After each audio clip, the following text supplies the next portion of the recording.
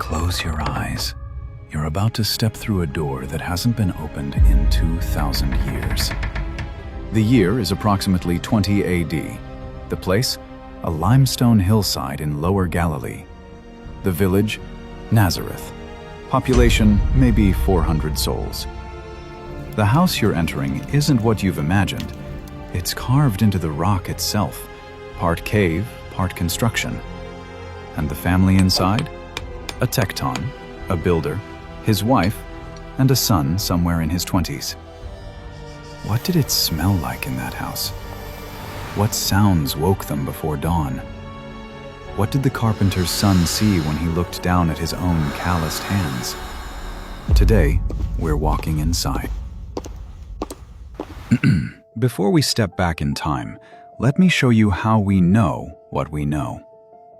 In 2006, archaeologist Yardina Alexander excavated a small dwelling beneath the International Marian Center in Nazareth. 2 rooms, a central courtyard, a cistern hewn directly into the bedrock. 1st century, the time of Jesus. But that's not all. Beneath the Sisters of Nazareth convent, archaeologist Ken Dark spent years investigating another structure, a rock-cut courtyard house dating to the early Roman period. 1 room survived to its full height, complete with an original rock-cut doorway and fragments of the original chalk floor. The site was later venerated by Byzantine and Crusader Christians, suggesting a long tradition associating this specific house with the Holy Family. These aren't guesses. These are excavated homes from Jesus' Nazareth. And they look nothing like what most of us have imagined. Forget the wooden cabin from Sunday school illustrations. Forget the freestanding brick house. Nazareth homes were partially carved into the limestone hillside. The soft local bedrock, called nari, allowed builders to cut back into the rock, leaving natural stone walls that were then supplemented with stacked fieldstones and earth and straw mortar.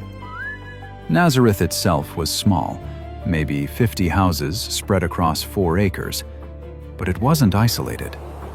The city of Sepphoris, which the historian Josephus called the ornament of Galilee, was just a 1-hour walk away, a major Greco-Roman center. Banks, markets, theaters, construction projects. We'll come back to that. For now, we're going to walk through a single day in this house, from the moment Jesus opened his eyes at dawn to the stars over the rooftop at night.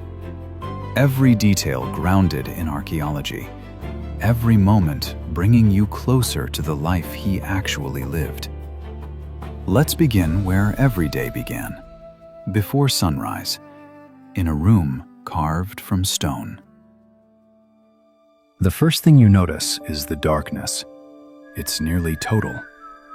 The room has windows, but they're narrow slits cut high on the wall, what archaeologists call Egyptian style.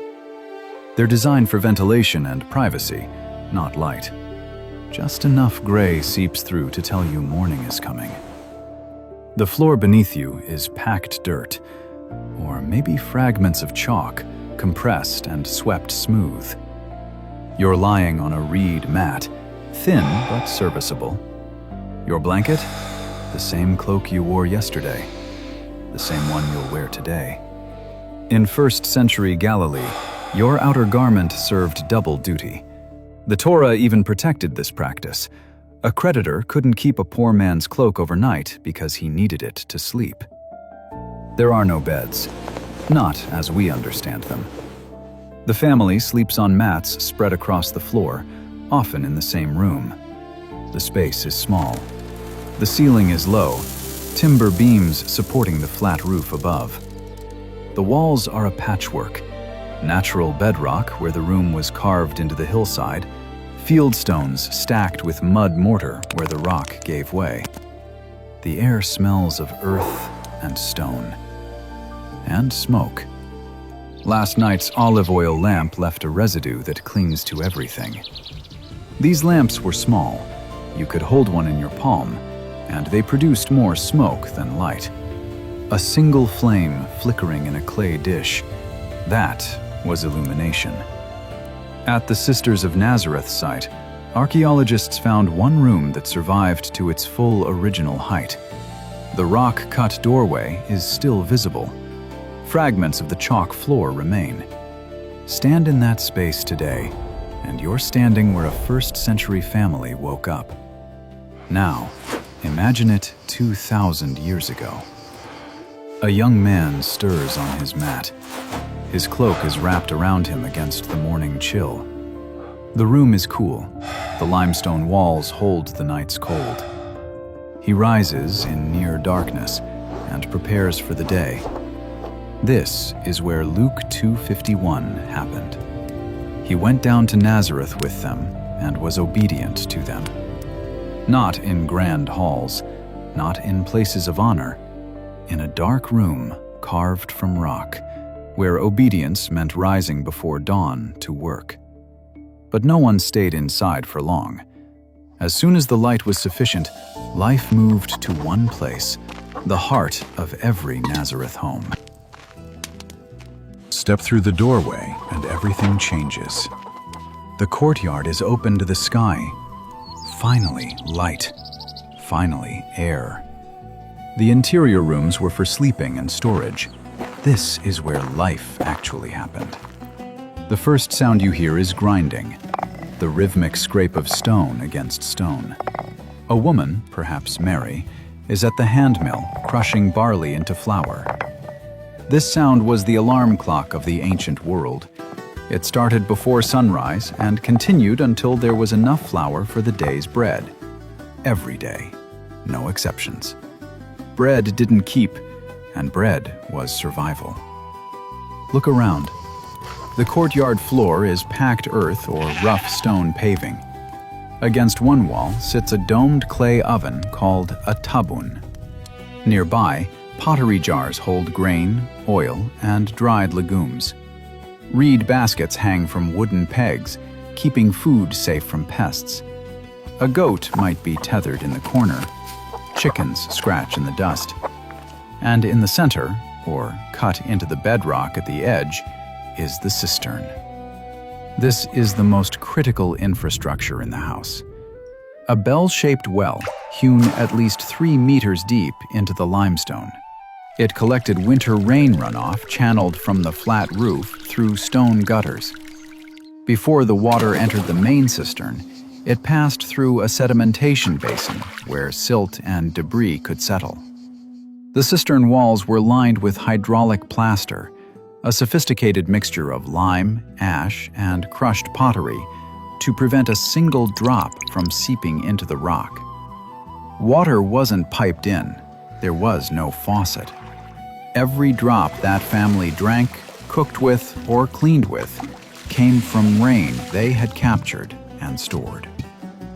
The cistern at the International Marian Center site shows exactly this design. When archaeologists excavated it, they found the engineering of people who understood that water meant life.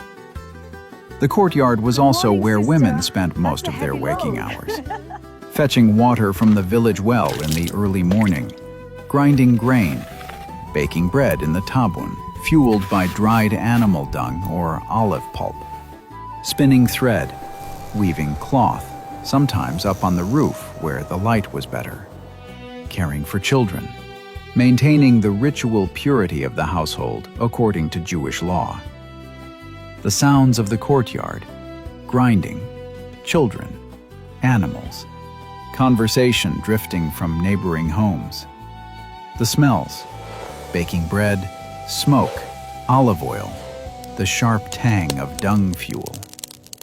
This was Mary's world, every day for decades. But the courtyard wasn't where Jesus spent most of his waking hours. What he did for a living, and where he did it, will change how you picture him forever. For 2,000 years, we've called him the carpenter's son. We picture a wood shop, sawdust on the floor, furniture taking shape, wooden beams and joinery. But that's an English translation problem. The Greek word used in Matthew 13:55 and Mark 6:3 is tekton. And tekton doesn't mean carpenter, it means builder. A craftsman who worked with wood, stone, and sometimes metal. A general contractor in modern terms. Now consider the landscape of Lower Galilee. Timber was scarce. The hills were rocky, not forested. But limestone? Limestone was everywhere. The same soft Nari bedrock that let families carve their homes into hillsides also provided the raw material for construction. Scholars estimate that 9 out of 10 projects for a Galilean tekton involved stone, not wood. Chiseling blocks, squaring corners, stacking walls, building homes, walls, and public structures. Jesus wasn't primarily a woodworker. He was a stonemason and builder. Picture the workspace. Not a tidy shop, but a construction site. Stone blocks in various stages of shaping. Iron chisels and bronze tools laid out on a low Roman-style workbench. Craftsmen in this period often sat while working. Limestone dust hangs in the air, catching the morning light. The sound of iron striking stone echoes off the hills. The tools were precious. Iron was expensive. A tekton's toolkit, adze, chisel, mallet, handsaw, plumb line, bow drill, was often passed from father to son. These weren't just implements. They were family heirlooms. And there was plenty of work. Sepphoris, the ornament of Galilee, sat just 4 miles from Nazareth, about an hour's walk. When Herod Antipas began rebuilding it as his capital around 4 BCE, he launched one of the largest construction projects in the region. A forum, paved streets, public buildings, a theater. Jesus grew up during this construction boom. He and Joseph almost certainly walked to Sepphoris for work. There, they would have encountered Roman officials, Greek merchants, laborers from across the Mediterranean. The cosmopolitan world brushed against the village every day. This changes everything about how we read the Gospels. When Jesus said, "Everyone who hears these words of mine and puts them into practice is like a wise man who built his house on the rock," that wasn't poetry. That was professional vocabulary. He knew exactly what it meant to build on rock versus sand. He had done both. When the Psalms declared, "The stone the builders rejected has become the cornerstone," Jesus heard that as insider language. The builders, the tektons, his people, his trade. What did Jesus see when he looked at his hands? Calluses, not from splinters, from gripping stone. Cuts from chisels, dust ground into the creases of his palms. The hands of a builder. Take a moment to picture it. Stone dust, calloused hands. The Son of God, building homes for ordinary families. The same hands that would be nailed to a cross first learned to shape stone and wood for other people's houses. By midday, the sun was high, the heavy work paused, and the family gathered for what mattered most in every Jewish home. There is no table. There are no chairs. A reed mat is spread on the courtyard floor. The family gathers around a single clay dish set in the center, lentil stew, seasoned with salt, onion, and garlic.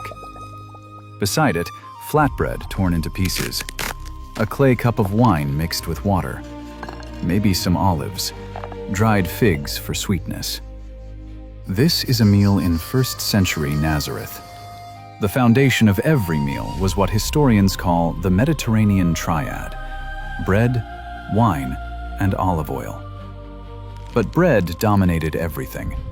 Scholars estimate that 50 to 70% of an ordinary person's daily calories came from bread alone. In Hebrew and Aramaic, the phrase "to eat bread" was synonymous with to have a meal. Most Galilean bread was made from barley, dense, slightly bitter, the grain of the poor. Wheat bread was a luxury for special occasions. The bread was baked fresh every morning in the courtyard tabun because it didn't keep. Beyond bread, the diet was simple. Legumes like lentils and chickpeas appeared in stews and dips. Vegetables included cabbage, leeks, and wild greens. Fruits, figs, dates, grapes, were often dried for year-round preservation. Dairy came from goats and sheep. Milk, cheese, butter, available mostly in spring and summer. Fish from the Sea of Galilee was common, especially on the Sabbath. But meat? Meat was rare. Goat, mutton, or chicken appeared on the table only for festivals and sacrificial celebrations. The rest of the year, protein came from legumes and occasional fish. Bone analysis from the region confirms what the archaeology suggests. Inhabitants consumed a low-protein, plant-heavy diet. Meals happened twice a day. A light midday meal, a larger communal meal in the evening. But before anyone ate, something essential happened. The head of the household spoke a blessing. And Jesus knew these words by heart. He had heard them every day of his life. He had spoken them himself countless times. The blessing over bread. Baruch atah Adonai Eloheinu, melech haolam, hamotzi lechem min haaretz. Blessed are you, Lord our God, King of the universe, who brings forth bread from the earth. After the meal, a longer prayer, the Birkat Hamazon, the grace after meals, gave thanks for the food and the land. Every meal was a small act of worship. Every blessing was a reminder. The bread comes from God. When Jesus taught his disciples to pray, "Give us this day our daily bread," he wasn't being poetic. He was being literal. Bread was survival. Bread was the meal. And bread came from God. And when, at the Last Supper, Jesus took bread, gave thanks, broke it, and gave it to his disciples, he was doing something he had done thousands of times before. The Last Supper wasn't a new ritual. It was the transformation of a lifelong practice. Every meal of his life had prepared him for that moment. We've seen what Jesus ate, but there's one more place we haven't gone. The place where he slept, prayed, and watched the stars. As the sun begins to set, the family doesn't retreat to those dark interior rooms. They go up. The roof of a Nazareth house was flat, and it was a living space. Construction was straightforward but effective. Timber beams, usually sycamore or cypress, were laid across the walls about 2 meters apart. Overlapping mats of natural cane rested on the beams. On top of the cane, workers spread a thick layer of earth plaster, 10 to 15 centimeters, mixed with ash and lime. Then they compacted it with a heavy stone roller until the surface was hard and smooth. The result, according to one scholar, felt more like a road than the top of a house. A low parapet wall ran around the edge, required by Torah law in Deuteronomy 22:8 to prevent falls. People spent significant time on their roofs. The danger was real, and the uses were many. Drying food, figs, grapes, grain spread in the sun. Working, spinning thread, weaving cloth, taking advantage of the light that the interior rooms lacked. Sleeping. During the hot summer months, the roof was the coolest place to rest. And praying. When you needed solitude, you went up. The interior rooms were cramped, dark, and shared. The roof offered sky, breeze, silence, a place to be alone with God. As evening falls, imagine the scene. The sky shifts from blue to purple to black. Stars appear one by one, then by thousands. No light pollution, no electricity, just the ancient heavens in their full glory. The glow of oil lamps flickers in neighboring courtyards below. On the distant horizon, the lights of Sepphoris. Crickets sing. Voices carry on the still air. Perhaps from another rooftop, you hear the words of the Shema being recited. Shema Yisrael, Adonai Eloheinu, Adonai Echad. Hear, O Israel, the Lord our God, the Lord is one. This was the central prayer of Judaism, commanded in Deuteronomy 6. These commandments that I give you today are to be on your hearts. Talk about them when you sit at home, and when you walk along the road, when you lie down, and when you get up. When you lie down, when you get up, every evening, every morning, for a lifetime. Jesus prayed these words on this rooftop, under these stars. In Acts 10, we read that Peter went up on the roof to pray. This wasn't unusual. This was normal. The roof was where you met God. Picture it. The day is done. The village is quiet. And on a rooftop in Nazareth, the Son of God looks up at the heavens his own hands made and prays. Hear, O Israel, the Lord our God, the Lord is one. And then, once a week, everything stopped. All the rhythms paused. Time itself became holy. Friday. The sun touches the western hills, and the world changes. Oil lamps are lit, more than usual, marking the sacred time. The family gathers in the courtyard. Best clothes, clean mats, a meal better than any other night of the week. Perhaps fish from the Sea of Galilee, vegetables prepared with extra care. The Sabbath has arrived. From this moment until Saturday at sunset, all work ceases, completely. No grinding, no building, no carrying, no commerce. The tools are set aside. The taboon goes cold. The village grows quiet. The next morning, the community gathers. In larger towns, they met in formal synagogue buildings.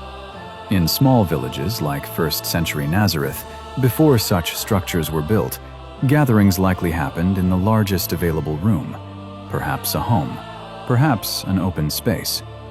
The Torah is read aloud in Hebrew, then explained in Aramaic so everyone understands. Prayers are recited. The Shema is spoken in unison. Community matters are discussed. This is more than a religious service. It's the heartbeat of the village. Luke 4:16 tells us, "He went to Nazareth, where he had been brought up, and on the Sabbath day he went into the synagogue, as was his custom." As was his custom. This wasn't new when Jesus' ministry began. He had done this every Sabbath of his life. The Torah readings weren't unfamiliar. The prayers weren't strange. The synagogue was home. There's one more detail the archaeology reveals. Excavations in Nazareth homes have uncovered limestone vessels, cups, bowls, storage jars made of chalk stone rather than clay. Why limestone? Under Jewish law, stone could not become ritually unclean. If a pottery vessel touched something impure, it had to be destroyed. But stone was immune. It could be washed and reused without concern. The presence of these limestone vessels tells us something important. The families of Nazareth weren't just poor, they were devout. They went out of their way, and likely paid more, to maintain ritual purity in their homes. This was intentional religious practice. This was a community that took the Torah seriously. In a house carved from stone, a family kept the laws written in stone. and God Himself sat at their table. Now, step back. Look at everything we've seen. The dark room at dawn, the reed mat on the packed dirt floor, the cloak for a blanket, the courtyard coming to life, the grinding of grain, the splash of water from the cistern, the construction site, stone dust in the air, the ring of iron on rock, calloused hands shaping blocks for someone else's home, the shared meal, the torn bread, the blessing spoken. Blessed are you, Lord our God, King of the universe, who brings forth bread from the earth. The rooftop under the stars, the Shema on his lips. Hear, O Israel. The Sabbath rest, the synagogue gathering, the limestone vessels carefully chosen. All of it. One life, one place, one man. This is where God chose to live. Not a palace, not a temple. A house carved into a hillside, in a village most people had never heard of. He woke up on a dirt floor. He drank rainwater from a cistern his family had carved by hand. He shaped stone until his hands bled. He prayed the same prayers every Jewish child prayed. He was one of them. He was one of us. This is the incarnation. Not an idea, not a doctrine, a life. When Jesus said, "I am the bread of life," He had spent decades breaking bread in a house where bread was survival. When He said, "I am the living water," He had drawn water from a cistern, watched the rains fill it, known what thirst meant. When He said, "I am the light of the world," He had grown up in rooms so dark that a single oil lamp was precious. The parables weren't poetry. They were memory. The seeds and the soil. The stone the builders rejected. The lamp on a stand. The house built on rock. He wasn't reaching for illustrations. He was reaching for home. The Word became flesh, John wrote, and made His dwelling among us. Made His dwelling. Pitched His tent. Moved into the neighborhood. Into a house carved from stone. Into a life of bread and labor and prayer and rest. He made Himself nothing, Paul wrote, taking the very nature of a servant, being made in human likeness. Human likeness. This likeness. This life. This house. The next time you read the Gospels, remember this house. Remember the limestone walls, the olive oil smoke curling toward the ceiling, the flat roof under the stars, the calluses on His hands. Jesus didn't hover above human life. He entered it completely. The dust, the work, the prayers, the bread. And that means He understands yours. Your ordinary days. The ones that feel repetitive, unremarkable, unseen. Your work. The kind that leaves you tired, that no one applauds. Your quiet prayers. The ones no one else hears. He lived all of it first. The God of the universe knows what it feels like to wake up before dawn and go to work. To eat simple food and give thanks for it. To pray in the dark and trust that someone is listening. If this changes how you see Jesus, if you feel closer to Him knowing what His life actually looked like, lean into that. Read the Gospels again. Watch for the details. The parables will never sound the same. The seeds, the stones, the bread, the light. He's not reaching for metaphors. He's reaching for home.